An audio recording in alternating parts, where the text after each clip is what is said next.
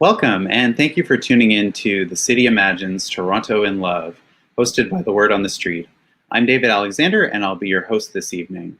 The Word on the Street is a festival of books, ideas, and imagination, but we're more than a festival. WOTS is a community.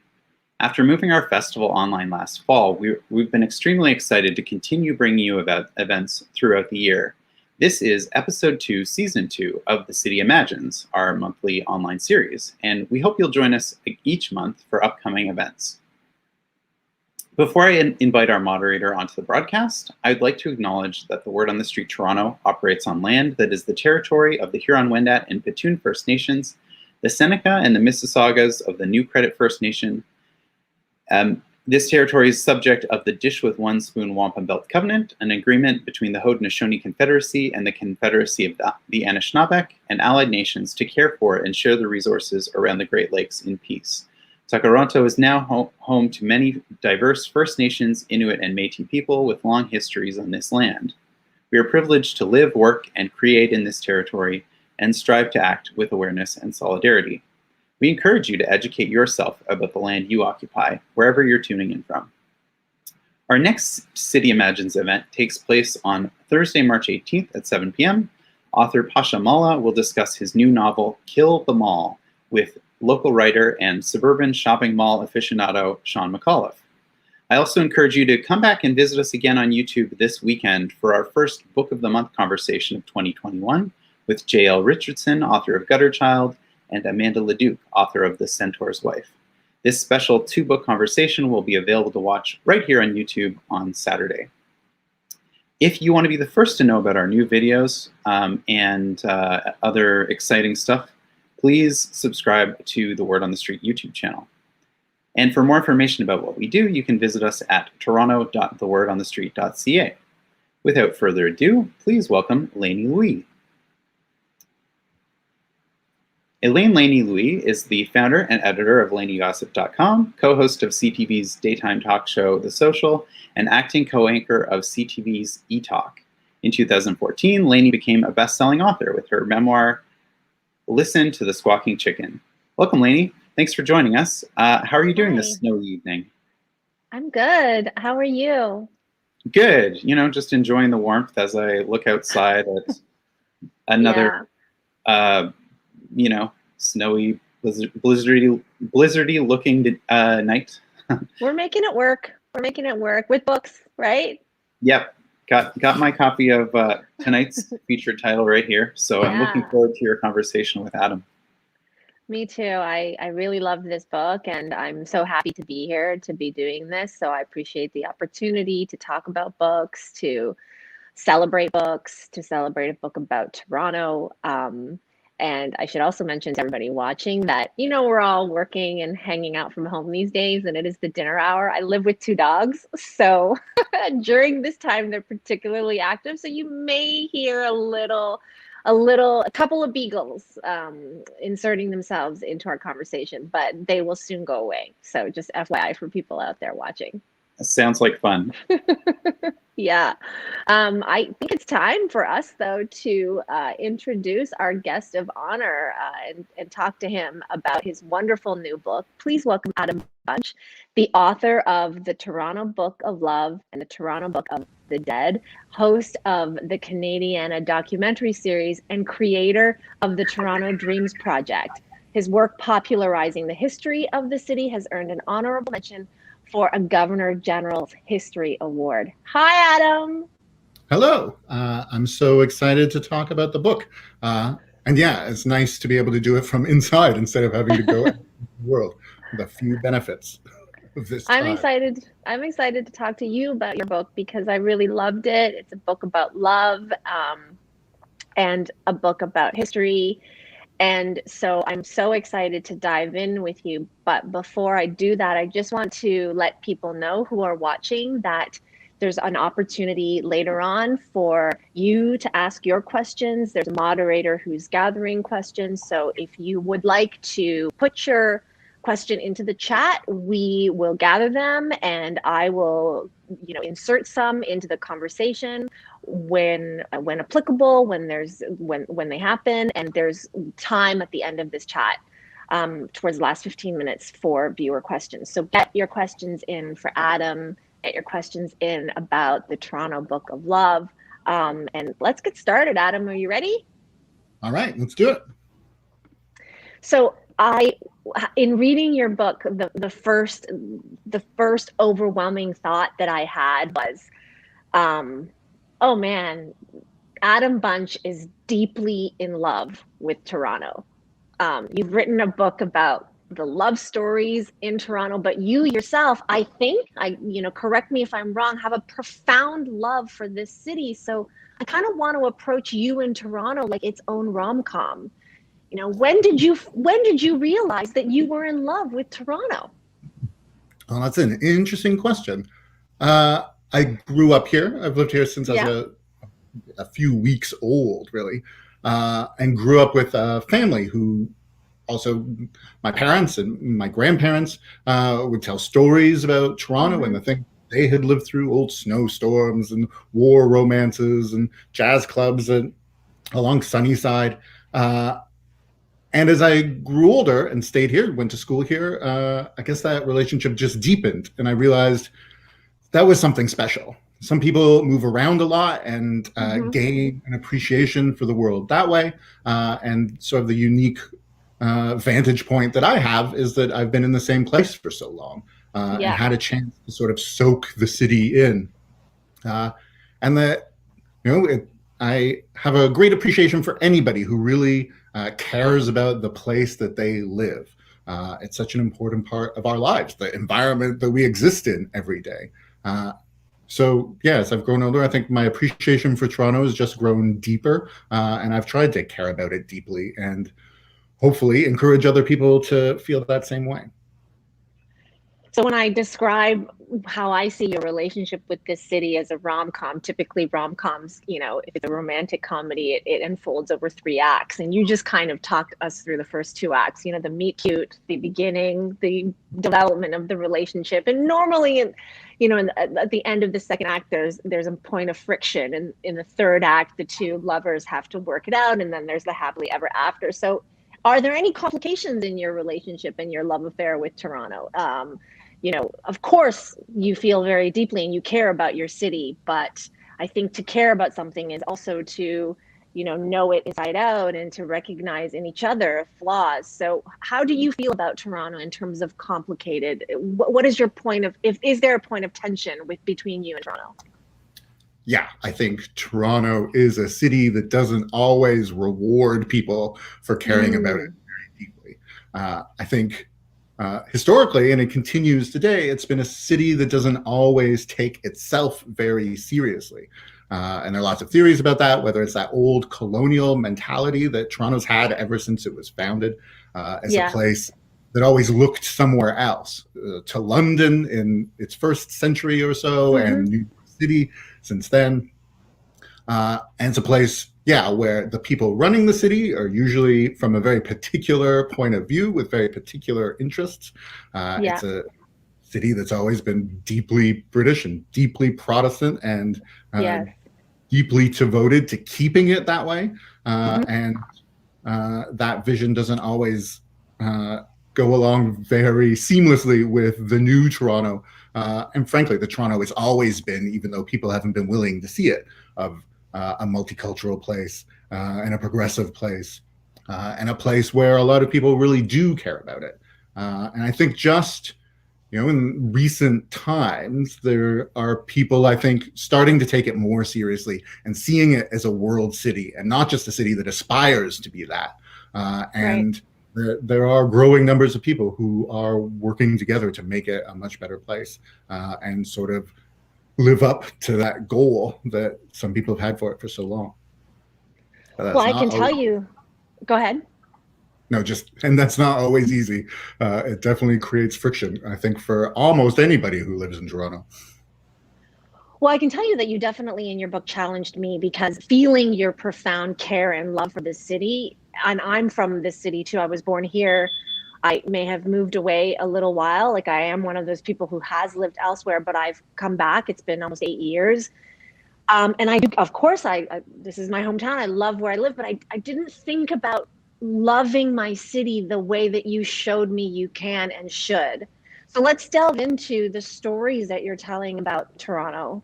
And you did it so cleverly. You framed it with love, like telling these stories of what you're doing is you're recounting history, but with a through thread of love, which I may add is way better than any textbook. But we'll get to that. So when you were looking through the love stories of Toronto and how to tell these stories and where to put them, how did you curate it? Because I can't imagine that there was any shortage. No, there are tons, and even having the book actually out is a little bit frustrating because I've learned one or two since it came out that I wish I'd known about in time. So it was a lot. I wanted to tell the whole history of the city, which is what I did with the first book, the Toronto Book of the Dead 2, sort of give an overview of the history of the city through the lens of love stories. So in part, it was looking for stories that would give me the chance to talk about the city as a whole and its progression. Make sure there were love stories that were related to the biggest moments in Toronto's history, whether it's the War of 1812 or the rebellion in the 1830s or the power of the Orange Order or the warriors in the 21st century and multiculturalism, and making sure too that voices that don't always get represented in the city's older official histories are ones that people would get a chance to learn about too from reading this. Trying to make it a book that as much as possible tried to talk about not just the history of love and changing attitudes toward it over the course of the city's history, but also the city's history itself and the people who have contributed to it. You mentioned multiculturalism, so I think that that's a great segue for me to talk about one of my favorite stories in the book, which is the story of Thornton Blackburn. And what I don't think enough people know, I mean, I was raised here, I've been on the TTC, I don't know how many times, and I didn't know that the original colors of the Toronto Transit Commission were inspired by Thornton Blackburn's cab, which was the first taxi in Toronto. And so my question to you is, do you share that experience that this Black man who came from America, his story is not known enough in our city? And also, do you think that it's because we have neglected to tell those stories at school, in our communities, among ourselves?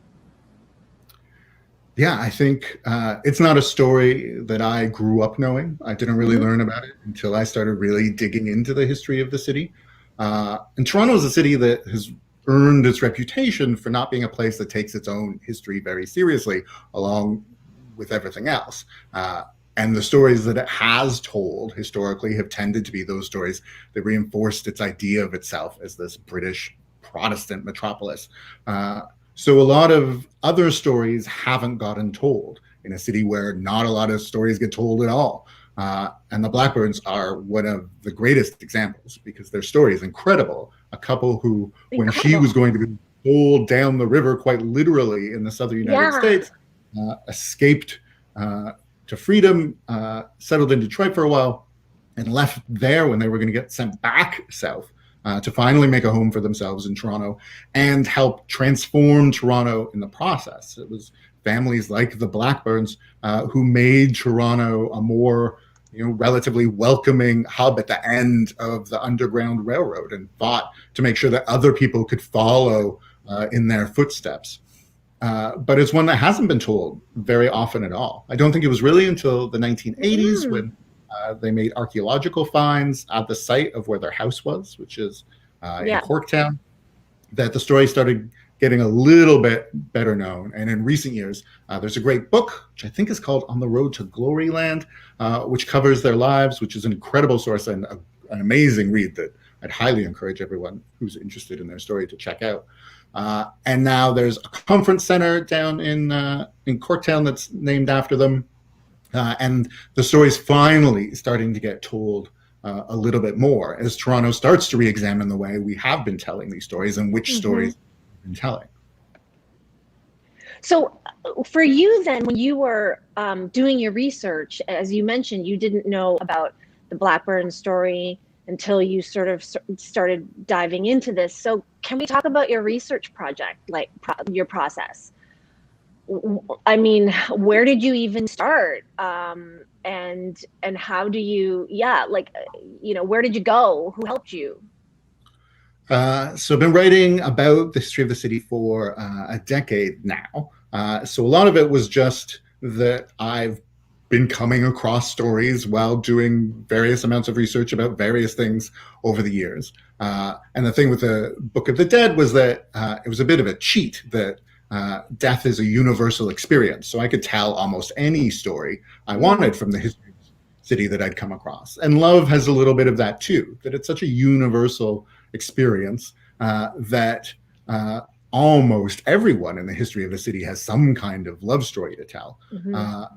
So it was first gathering the stories and getting a sense of which ones were the most exciting and the most representative, and then trying to just dig into them from there. And there are countless people, archivists and librarians and historians and archaeologists who've been digging up all these stories, in some cases quite literally like the Blackburns, over decades and centuries. So a lot of it is just using those resources and heading into the reference library and reading papers online and reading books and gathering up the stories and really standing on the shoulders of giants and getting to use all the work that so many people have been doing in the past. And to go back to the variety of the storytelling and the inclusion of the storytelling, and stories that have been left off the page and ignored. As a white Canadian, I am not a Black Canadian or an Indigenous person. So we all need to have other pairs of eyes to sort of look over our work and to make sure that that representation is there, or at least is well covered. So did you have someone you could go to, someone you can consult with, to make sure that what you were putting out there about Toronto was more inclusive than what we have been getting? Yeah, when it comes to that, those topics in particular, it's so important to be listening and sort of trying as much as possible to be following the lead of the people whose stories it is. So in the book, I take as much care as I possibly could to let those historical figures themselves tell the story in their own words.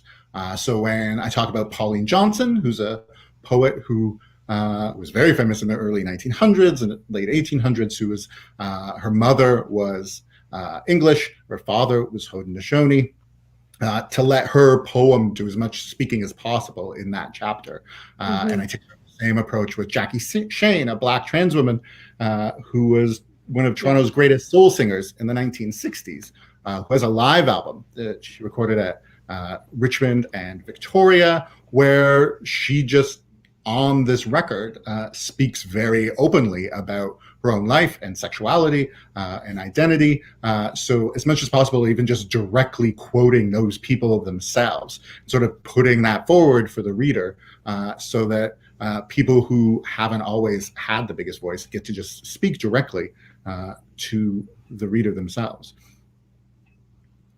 And for you, as you're gathering these stories, as you're laying them out and developing this narrative, what are the ones, I mean, I'm not asking you to, for example, like choose between your children, but are there a couple that you particularly feel fond of and are super close to your heart? A lot of the joy of writing the book was learning things I didn't already know about. And one of the biggest ones was the story of Anne Marie Powell, who I heard of in passing, but didn't really know about. But as I started digging more into her story, then it unrolled that she's this incredible figure that sort of ties the first few decades of Toronto's romantic history all together. That she was sort of the matriarch of Toronto back when it was the town of York, this little frontier outpost. And she very much seems to have seen herself in that way, and is the arbiter of sort of social customs and keeping things prim and proper, and making sure everybody lived up to her vision of a very conservative social sphere at balls and dances and sort of that Jane Austen type culture that the town of York had, but who had herself one of the most scandalous families in the entire history of Toronto, who had eloped with her husband, and their families had essentially disowned them during the American Revolution. And then her own daughter ends up falling in love with a man from another very important Toronto family, and ends up dying in a shipwreck while chasing him and his new wife across the Atlantic. And then her granddaughter ends up having the only divorce in Toronto's first 50 years, having left her husband to go sleep with a soldier who was stationed at Osgoode Hall, and spark a huge scandal. So much so that Anne-Marie Powell ended up ostracizing herself from society, and sort of applying those same standards she'd applied to other people, which also ties into the story of one of Toronto's first duels, where the Attorney General was killed third day of the year 1800 as part of a huge sex scandal that had erupted over the holidays.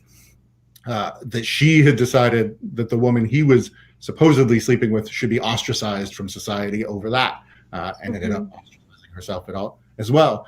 And that's, one that I didn't know the details of. I knew there was a duel. I knew the Powells existed, but seeing the scope of it and how important she was to the history of the city was a very rewarding experience.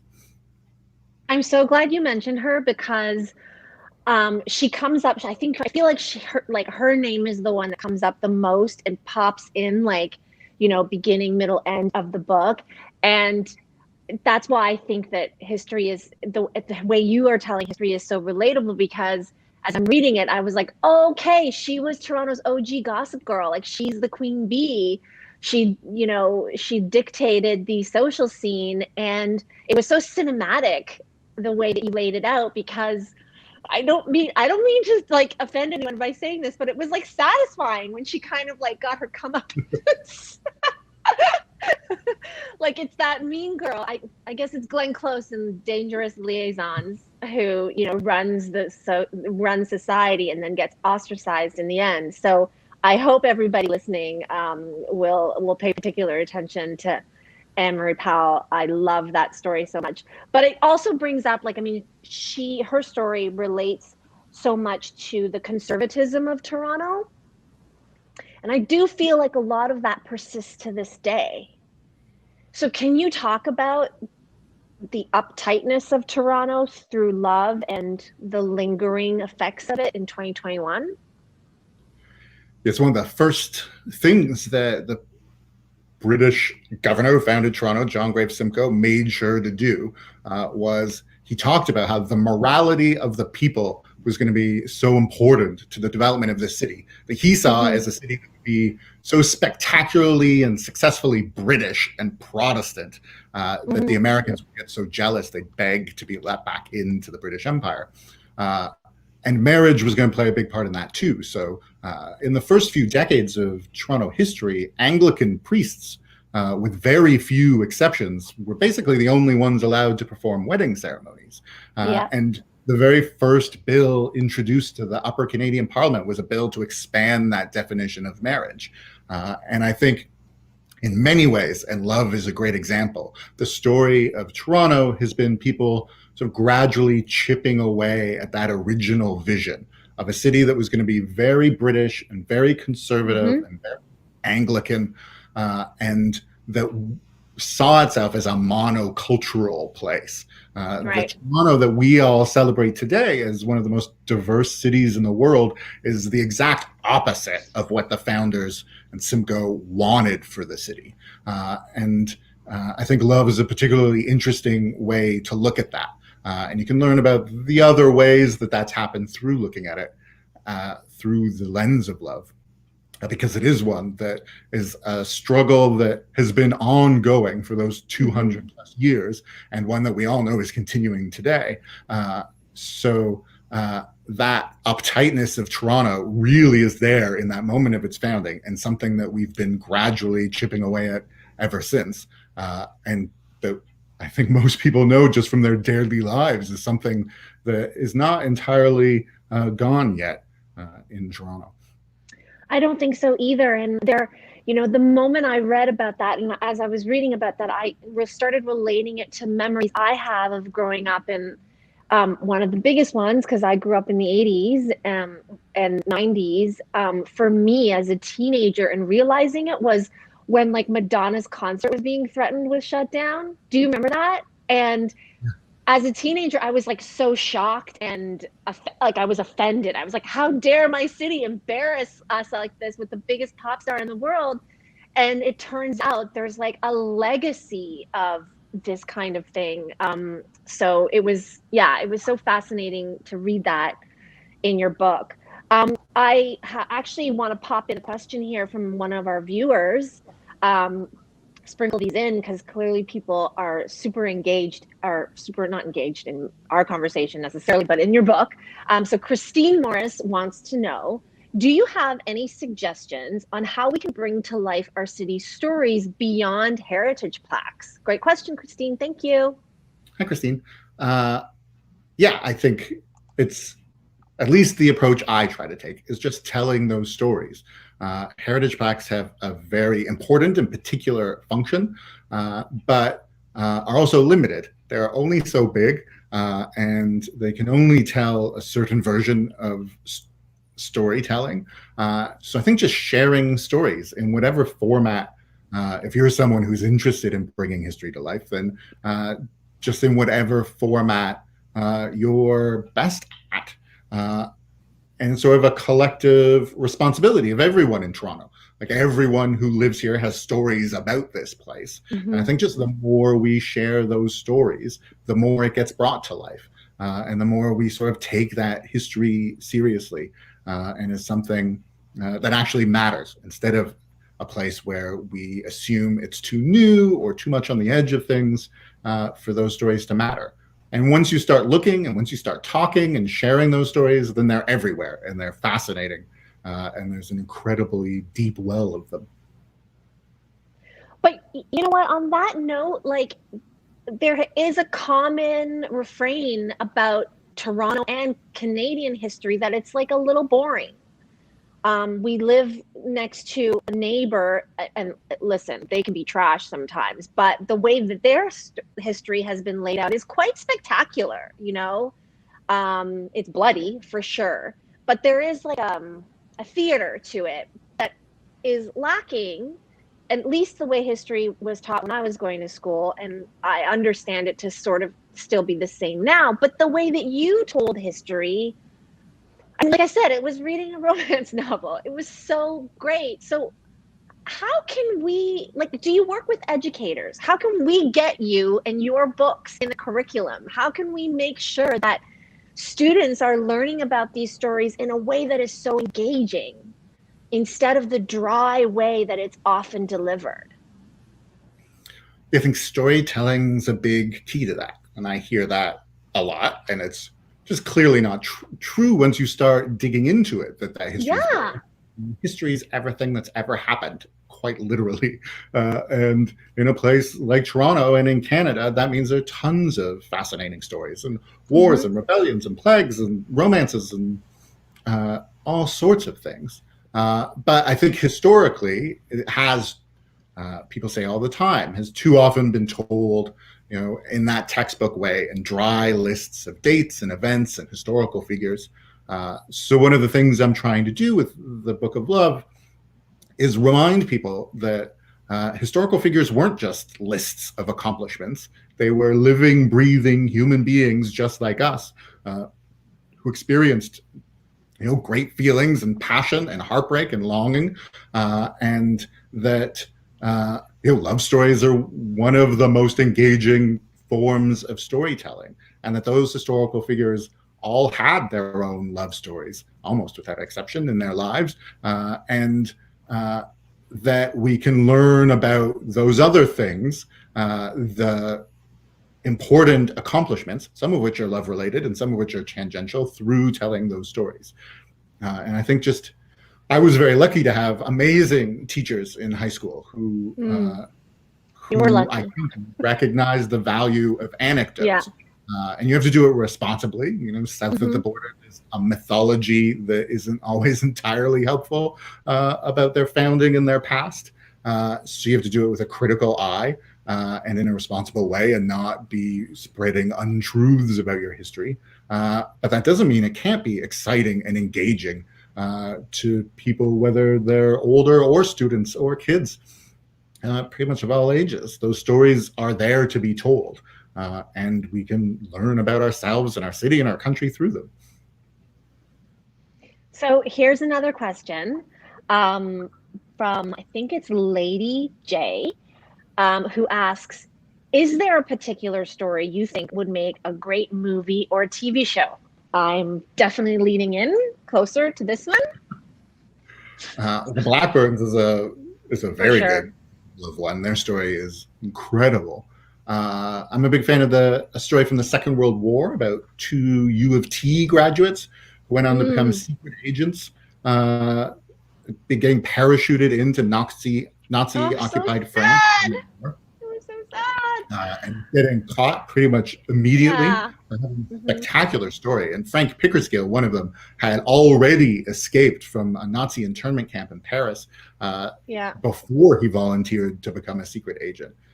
So there are definitely those kind of big stories. And I don't know, I mean, I love the stories. I've fallen in love with all of the stories in the books, and I do feel like almost any of them could make some kind of movie or television show, whether it's Anne Marie Powell and that whole scope of the early years all the way through to somebody like Jackie Shane or some of the more partial modern. to Velma. Yeah, Velma Demerson has an incredible story too. She has an autobiography that's also very interesting to read.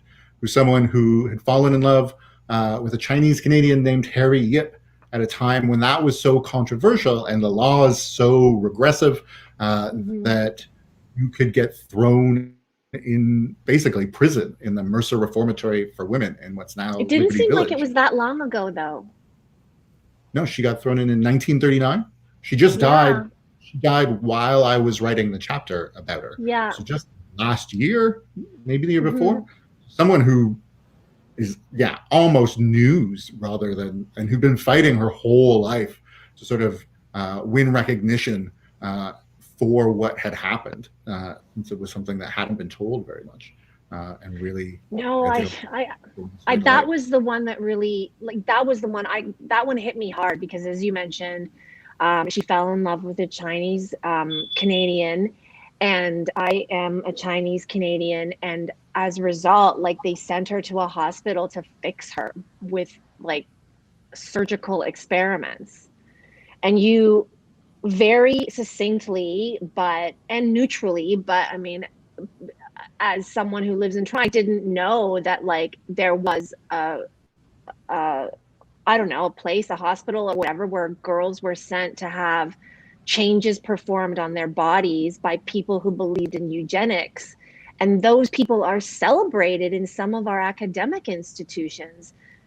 We are all going through a reckoning right now, the last few years, right? Re-examining and interrogating the mistakes that we've all made and mistakes that our leaders have made. So when you're doing this research and when you're laying it out, how do you feel as a Canadian and Torontonian reckoning with that ugly past? And shouldn't we know more about that ugly past? Wasn't Women's College Hospital somehow related? A place that's now known for women's health and feminism had its beginnings in the most anti-feminist spirit ever. Yeah, no, I think understanding where our institutions come from is a very important part, understanding how to make them better and where they are failing and where some parts of them might still be left over from founding days when they were created by people with very different ideas of what was right than we have now. And I think the more we can understand about the past, the better we can understand the city of today and what can be done to fix it. In part because we'll understand what's wrong with them and why, and because you learn more about the people who've been fighting to change them all along and what's worked before and how they succeeded in making changes that we now take for granted. Like, we don't, as a matter of course, do what they were doing very casually in the 1930s to women who fell in love with the wrong men. But that took a lot of work. A lot of people had to work really hard, while other people said that that was the right thing to do in order to create the city we know today. And that's going to have to keep happening over and over again for things to evolve and get better.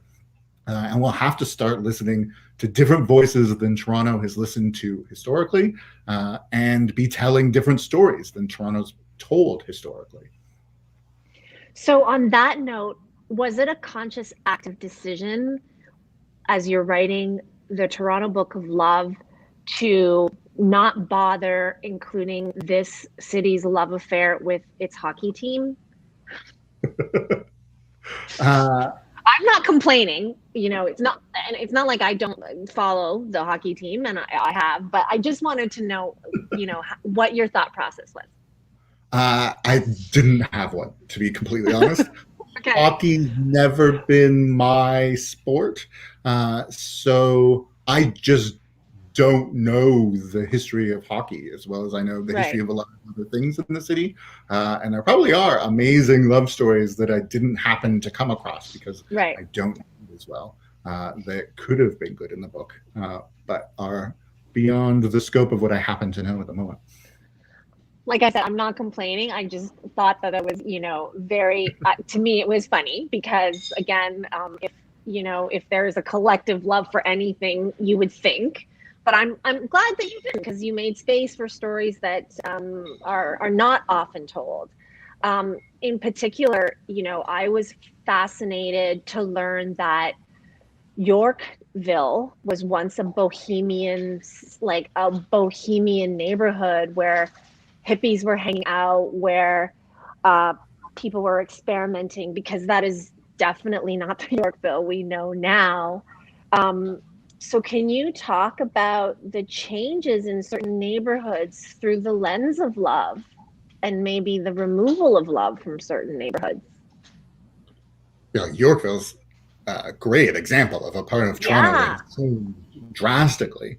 There was once its own village, sort of outside the city center, and then a place that, in the post-war period, lots of Eastern European war refugees and immigrants were coming to.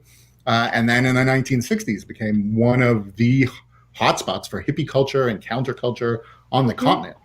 When you hear people talk about it, it's right up there with Haight-Ashbury in San Francisco and Greenwich Village in New York, and a huge number of giant stars come out of the 1960s scene in Yorkville. There's Joni Mitchell and Neil Young and Margaret Atwood, all were there, and many more beyond that.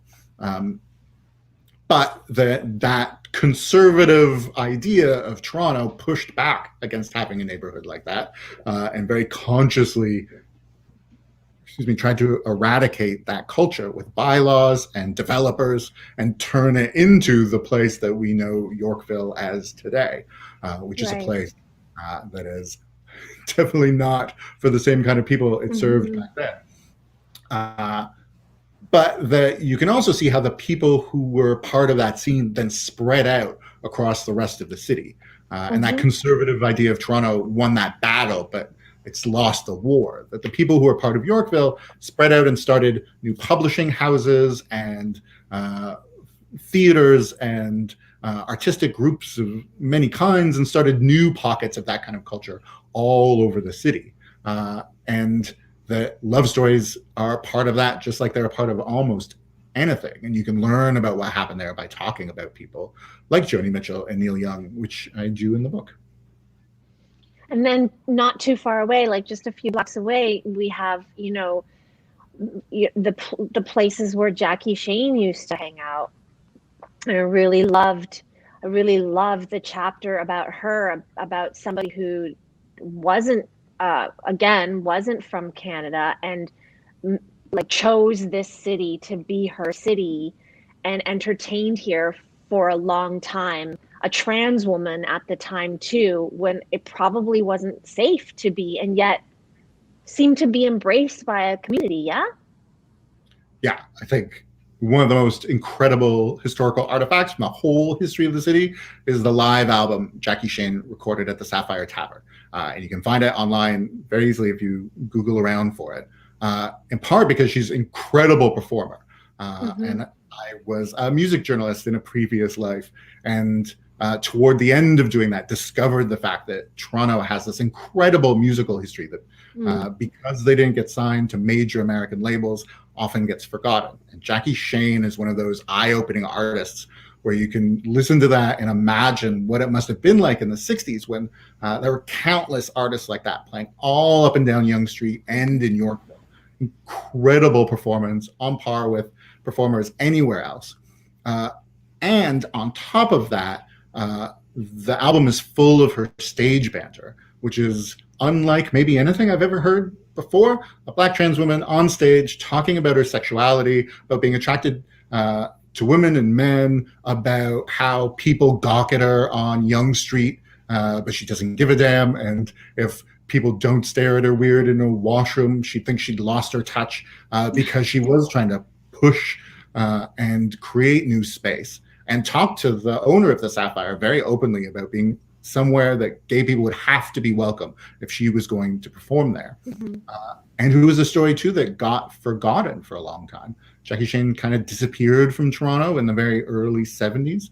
And it wasn't until the 2000s that people started sort of digging back into that story and found her living in the States, and sort of brought that story back to life and started doing interviews with her. And Why did she leave? That I have never seen anybody know for sure what happened. But that she did, eventually get rediscovered. And just before she died, and her album was nominated for a Grammy Award, just weeks after she died, it was up for it. So another one of that really good examples of the value of storytelling, as an example of someone who pushed those boundaries and has a fascinating story of their own in their own right. I love that story. People are starting to appreciate. She's now on a giant mural on Yonge Street. After being someone who would be gawked at walking that same strip of sidewalk, she's now towering among the other musical giants of Toronto, near Yonge and College. Oh, I love that story. I am an entertainment reporter.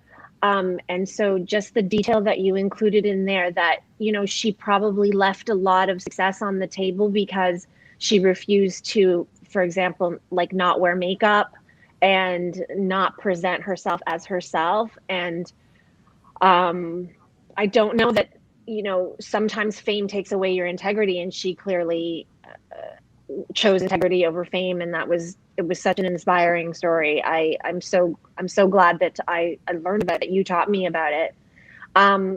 We have another question from one of our viewers, and this is from Sanjivan, who wants to know, what would you say is the biggest thing you have learned throughout this process? Thanks, Sanjivan. Oh, that's a big question. I think maybe, in the process of writing the Book of Love in particular, it's been about how far maybe the city's needed to come, and about how much work that took. I didn't know, for instance, that first bill ever introduced in the Upper Canadian Parliament was to expand the definition of marriage, that's a battle that different people were fighting back then about different things, but that there is such a clear progression in that way over the course of the city, that you can see that story told out so clearly, is something I didn't realize before I started trying to write the book. And it's very helpful in writing the book that there is that very clear narrative of all these people, from the people we're fighting so other religions could have it, through very early LGBTQ plus icons who we can never even know for sure what exactly their sexuality was, since you couldn't be open about it. People like Frances Loring and Florence Weil, who were sculptors in the early 1900s who were clearly partners, if nothing else, who were throwing even just the best parties for Toronto artists and friends with the Group of Seven, and sort of just carving out that new space and that new ground for that new vision of Toronto. And that there's that pushback all the way through too, which is important to remember. Every step of the way, there's someone on the other side trying to keep Toronto the way it was. Is there a story that you couldn't include in the book that you'd like to talk about or tell us about? The one that I've learned since the book came out, I was tweeting about on Valentine's Day, which is this amazing story about a woman named Meryl Dunsmore, who was a teenager in the 1920s, going to Central Commerce, which is on Shaw. It's now Central Toronto Academy, who got a Valentine from an anonymous Valentine from a secret admirer in 1928, and didn't think much of it, but got another one the year after that, and one the year after that, and then after that, and then all the way through her growing up and getting married, and then divorced, and then married again, and moved all over the city from sort of downtown out to Scarborough and Etobicoke, Kingston Road, kept getting these Valentines from the secret admirer every single year. And as she grew up, they started coming from different places in the world.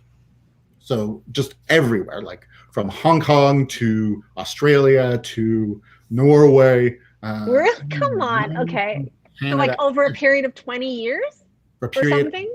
60 years. They came every single year until she died in 1984, 60 years after it had started. And then 5 minutes before her funeral started, one last message with a bouquet of flowers showed up on the steps of the funeral home saying, "Rest in peace, my Valentine." So it carried through for her entire life, and she never knew who was doing it. Stop! And do you know? No one knows. She had theories, and her children have talked about their theories, but none of them quite seem to make sense or line up. Whether it could have been a pilot who was flying around, or there was a sailor who was in love with her when she was young, maybe one of her brother's friends from high school who just never got over his crush. Years. From 1928 to 1988. Wait, so are those like letters preserved? Are those cards, those Valentines? As far as I know, her daughter must probably have them, who lives in Whitby. That is so good. The Toronto Star picked up on the story in the 1970s and started reporting on it. Sort of every year they get an update on what the Valentine from that year was and where it had come from. So Torontonians started getting really invested and following along every year. So they're great photos of her and this whole huge pile of Valentines she'd been getting since she was a teenager. That is amazing. 60 years. Deeply annoyed that I didn't learn about it until, I don't know, 2 weeks after the book came out. That's amazing. No, you told the story, and I got goosebumps. We have more questions because we are in the Q&A section. So I'm going to put a question to you from Christine again. Christine wants to know, was there any one source you discovered that was super exciting for you? Do you learn anything in your research that you don't think was known by anyone before? Thanks, Christine, again. There was one in particular. I rely so much on the work of archivists and historians and others who've told the stories before. There's one story I was especially excited to find because I don't think anybody's noticed it before. So it hasn't been told in 200 years, which is the story of Sanford Fleming falling in love. He was probably the most famous engineer in Canadian history. So he's the guy who was the chief engineer of Toronto's first railroad and helped build the railroad across Canada. He's the guy who championed the idea of time zones and changed the way the whole world sees time. But he was also a bit of a romantic and maybe a little bit of a player. Who, by the summer of 1853, was going out with a woman named Bessie Mitchell. And they'd go on romantic walks through the city and things were getting serious. And it was clear that it was time to make a decision, that either they would get married or they'd have to break up. Yep. Sanford Fleming, even though he's clearly a very scientific, logical mind, was also a big believer in omens and fate, apparently, because he decided to leave the choice up to fate and told Bessie Mitchell that one night, 2 weeks into the future, they would stay together or not based on the sunset. And if it was an overcast day, they would break up. And if it were a clear, glorious sunset, they would get married. And when the day came, it was overcast, and he dumped her and broke her heart. And she was super pissed off and returned all his love letters. As she would be. Yeah, she never talked to him again, as far as I know. And he had to explain himself to her parents. And then just a few weeks later, it was the holidays, and an old friend of his came to town, and he fell in love with her and had an accident in a sleigh that she helped nurse him back to health from, and fell in love with her and ended up marrying her. So I forgot about Bessie Mitchell. But there in his diary, you can see where he describes his plan to Bessie Mitchell and what happened on the day. But his diary is not entirely clear, and it's a little hard to understand. So I think, as far as I know, no one's noticed that he did that until now. I love it. You called Sanford Fleming a player. Billy Bishop was also a player. Yeah, he's someone who, as a teenager, was going out with his sister's friends in return for $5 a piece, because so many girls were into this, like, sort of rough, rapscallion teenager in Owen Sound in the very early 1900s. But then who fell in love at first sight with one of those friends who he refused to go out with because he was like, I have way too many girls to deal with already. I don't need this one. But snuck a peek at her when she came over and decided that was the girl for him, and had to fight a very long time in order to get married to her because she was from the Eden family, Eden Center fame, and he was just kind of a rough kid who didn't look like he had much of a future. So it wasn't until he became the famous World War I flying ace and sort of national hero that the Eden family kind of had to back down and let him marry her after all. Okay, but that's another one where, I mean, I obviously know Billy Bishop Airport, but as a resident and person who was raised here, I didn't know that he had the profile he did. I mean, I don't think he's a big deal just in Toronto. He's a big deal in Canada. Like, as you listed in your book, he was, I mean, nobody shot down more planes than, well, maybe only one person or two people shot down more planes than he did. And he was like a superstar with, and you tell this, he's the one where you tell this great story that he had these benefactors in England, right? Yeah, like he just happened to have one of the richest and most influential women in all of England, the one who introduced Churchill to his wife, had apparently met his father at an event in Ottawa years earlier and somehow remembered his name. So when Billy Bishop showed up in a hospital that she was a benefactor of, she remembered that and just took him under his wing and got him to be a pilot after his initial applications had been rejected. And suddenly he was a high society hero in London that changed the way the Edens saw him for sure.